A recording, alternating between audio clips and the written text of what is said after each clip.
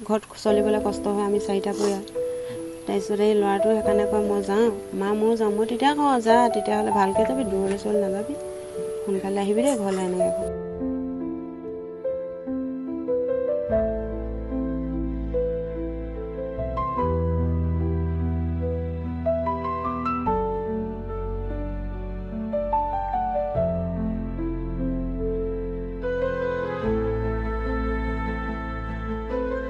শাক পাচলি কোনে আনি দিয়ে?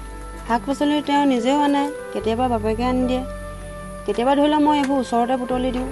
ঘৰখন চলা অসুবিধা হয় কাৰণে পঠিয়াওঁ ছাৰ, নহ'লেতো তেনেকৈ নপঠিয়াওঁ। তাৰ মাজে সময়ে স্কুলো যাবলৈ দিওঁ, স্কুলো যায়।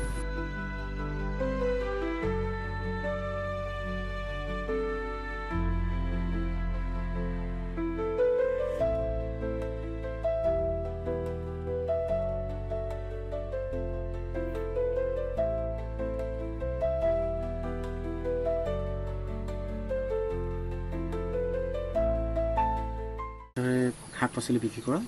মোৰ ল'ৰাজন ধৰি লওক হ'ল কিমান দিন হ'ল সেইটো মই নিজে ক'ব নোৱাৰোঁ, মানে হিচাপ নাই। কিন্তু তেওঁ যায়, বাপেকেও যায়, জাল জুই পাতিবলৈ যায়।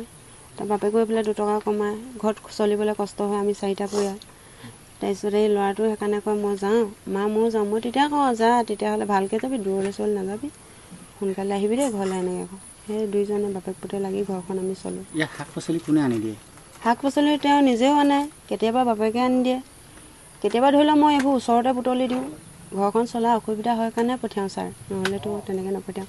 তাৰ মাজে সময়ে স্কুলো যাবলৈ দিওঁ, স্কুলো যায়। এই ল'ৰাজন 4ত পৰিছে। অঁ, আৰু ছাৰজনৰ লগত কথা পাতি থকা ছাৰেও জানে আমাৰ ঘৰখনৰ অৱস্থা। ছাৰে কৈছে সপ্তাহটোত সি 4-5 দিন স্কুল গ'লেও হ'ব, তাৰ 2 দিন তই বজাৰ কৰিবি, তুমি বজাৰ কৰিবা, তেনেকৈ বুলি কয় ছাৰে। তেনেকৈ স্কুলৰ ছাৰৰ লগত কথা পতা হয়, তেনেধৰণে আমি চলি থাকোঁ আৰু ছাৰ, কি কৰিব। আপুনি চৰকাৰী কিবা আঁচনি পাইছে? নাই পোৱা ছাৰ, সেইবিলাক একো পোৱা নাই। এই যে আৱাস গৃহৰ কাৰণে আপোনালোকে আবেদন কৰিছিলে? আগত কৰিছিলে, কিন্তু পোৱা নাই ছাৰ, এইবিলাক একো নাই পোৱা। কোন সমষ্টি হয় আপোনাৰ এখন? দুলীয়াজান সমষ্টিয়ে হয় ন, দুলীয়াজান সমষ্টি। অঁ, চাওক, আজি সঁচাকৈ আমি অসমত যে এটা স্বাধীন অসমীয়া হিচাপে অসমত যে বসবাস কৰিছোঁ, আজি গণতন্ত্ৰ চৰকাৰখনৰ তলত থাকি যে আমি অসমত বসবাস কৰিছোঁ, সঁচাকৈ লজ্জিত অনুভৱ কৰিছোঁ। বিশেষকৈ লজ্জিত অনুভৱ কৰিছোঁ বিধায়ক তীৰজ গোৱালা সমষ্টিত তেখেতলোকে যি ঢাক ঢোল বজাই থাকে অসমৰ উন্নতিৰ বিষয়ে, সমষ্টি উন্নয়নৰ বিষয়ে, কিন্তু আজি তাৰিখে সকলো ফুটুকা ফেনত পৰিণত হৈছে।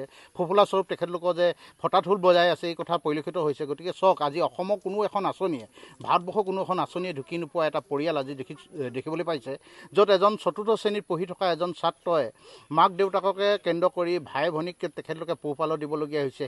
শিক্ষাক আওকাণ কৰি তেখেতলোকে বেপাৰ বাণিজ্যত ধৰি ক'ৰবাত বুটলি অনা ঢেকীয়া এমুঠি, ক'ৰবাত বুটলি অনা কলমূৰ এমুঠি লৈ জীৱন নিৰ্বাহ কৰিবলগীয়া হৈছে। সঁচাকৈ আজিৰ তাৰিখত আমি এনে এটা সমষ্টিত বসবাস কৰিছে যে আমি আছোঁ, যথেষ্ট লজ্জিত অনুভৱ কৰিছোঁ। আৰু জাতীয় জনগোষ্ঠী সংগঠনকো তেখেতলোকক দৃষ্টিগোচৰ কৰিবৰ কাৰণে চৰকাৰ জিলা প্ৰশাসনক দৃষ্টিগোচৰ কৰিবৰ কাৰণে ইয়াৰ স্থানীয় বাসিন্দাসকলক, স্থানীয় দল সংগঠনক আহ্বান জনাইছোঁ। আৰু বৃহত্তৰ অসমীয়া যুৱ মঞ্চই প্ৰতিশ্ৰুতি প্ৰদান কৰিছোঁ, যদি কোনো জনপ্ৰতিনিধিয়ে বা তেখেতলোকৰ উন্নয়ন পৰিষদে যদি অহা চলিত বছৰৰ 2 মাহৰ ভিতৰত তেখেতলোকক যদি এই পৰিয়ালটোক তেখেতলোকক জীৱন নিৰ্বাহৰ কাৰণে উপযুক্ত বাসগৃহ এটা নিৰ্মাণৰ কাৰণে, উপযুক্ত মৌলিক অধিকাৰখিনিৰ কাৰণে যদি তেখেতলোকে পালন কৰিব নোৱাৰে, তেনেহ'লে আমি বৃহত্তৰ অসমীয়া যুৱ মঞ্চৰ তৰফৰ পৰা অতি শীঘ্ৰে তেখেতলোকৰ ঘৰত থাকিব পৰাকৈ, তেখেতলোকে জীৱন নিৰ্বাহ কৰিব পৰাকৈ এটা গৃহ, আৰু লগতে জীৱন নিৰ্বাহৰ কাৰণে তেখেতৰ শৈক্ষিক জীৱনটো আগুৱাই নিবৰ কাৰণে আমি যে এটা বলিষ্ঠ পদক্ষেপ লওঁ আৰু সেই আগুৱাই নিম,